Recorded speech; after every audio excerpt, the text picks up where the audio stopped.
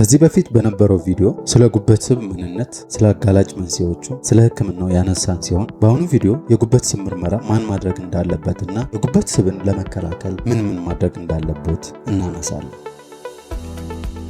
ሁሉም ሰው በማንኛውም ሰዓት የጉበት ምርመራ ያስፈልጋል። ነገር ግን ዋነኝነት እነኚህ በሽታዎች ያሉባቸው ሰዎች የጉበት ምርመራ ቢያደርጉ ይመከራል። የሜታቦሊክ ሲንድሮም ያለባቸው ሰዎች፣ እነኚህም የስኳር በሽታ ያለባቸው፣ ከመጠን ያለፈ ውፍረት አሊያም ከፍተኛ የሆነ BMI ያላቸው ሰዎች፣ የደም ግፊት ያለባቸው ሰዎች እንዲሁም ደም ውስጥ የስብ ክምችት ያለባቸው ሰዎች ምርመራ እንዲያደርጉ ይመከራል። በቤተሰብ ውስጥ የጉበት በሽታ ወይም የጉበት ጠባሳ ታሪክም ካለ ጉበት ምርመራ ማድረጉ ይመከራል። ከዚህም ባሻገር የፒኮስ ችግር ያለባቸው ሴቶች ጉበት ምርመራ እንዲያደርጉ ይመከራል። ችግሩ ሳይባባስ ቀድሞ ለመያዝ የታለመ ምርመራ ማድረግ እጅጉን አስፈላጊ ነው።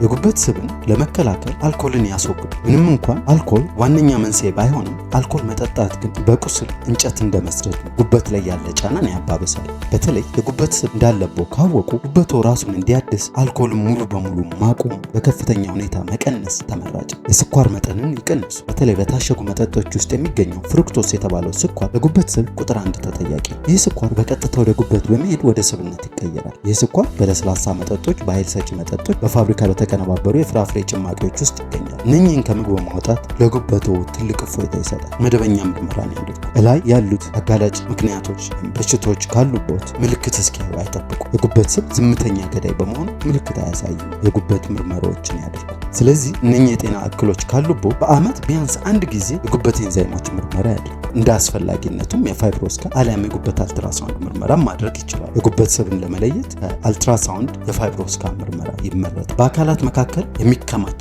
ድብቅ ስብን ይቆጣጠሩ። ያስተውሉ። ክብደቶ መደበኛ ስለሆነ ብቻ ጉበት ጤናማ ነው ብለው አይዘናጉ። በአካል ክፍሎቹ ዙሪያ የሚከማች ድብቅ ስብ አለ። ይህም ለጉበት ህመም ዋነኛ መንስኤ ነው። ይህን የሆዶ ዙሪያ ስፋት እየጨመረ ከመጣ ጉበቶ በስብ እየተጨነቀ መሆኑ እጅ አዙር አመላካች። ለዚህም ሆዶ አካባቢ ያለ ውፍረትን ወይም ስብ ክምችትን ይቀንሱ። ክትባት ይውሰዱ። የጉበት ስብ ካለብዎ ጉበቶ ቀድሞውኑ በጫና ውስጥ ነው ማለት ነው። ስለዚህም ተጨማሪ የቫይረስ ጥቃቶችን ለመከላከል የሄፓታይተስ B ክትባት ይውሰዱ። ክትባቱን መውሰዶ ጉበቱን ከከፋ አደጋ ይታደጋል። እንዲሁም በተአምረኛ መድኃኒቶች አይታለሉ። የተለያዩ ቦታዎች ጉበትን በአጭር ጊዜ የሚያጸዱ ተብሎ የሚሸጡ ነገሮች ሳይንሳዊ መረጃ የሌላቸው ከመሆኑ በላይ አንዳንዶቹ ጉበትን በከፍተኛ ሁኔታ ሊመርዙ ይችላሉ። ጉበትን የሚያጸዳው ትክክለኛ አመጋገብና የአኗኗር ዘይቤ እንጂ በሻይ ወይም በተአምረኛ መድኃኒት የሚመጣ አይደለም። ለእንቅልፉ ትኩረት ይስጡ። ጭንቀትን ይቀንሱ። በቂ እንቅልፍ ማጣትና ከፍተኛ ጭንቀት የሰውነቱን የኢንሱሊን መቋቋምን በማባባስ ጉበት ስብ እንዲያከማች ያደርጋል። ለዚህም ጥራት ያለው እንቅልፍ ይኖረው። ውጥረትን ከህይወቱ ይቀንሱ። ይህ ለሰውነቱ ዑደት፣ ለሰውነቱ ጤና ወሳኝ መሰረት። ያስተውሉ። የጉበት ስብ ጉዞን የሚጀምረው በዝምታ ነው።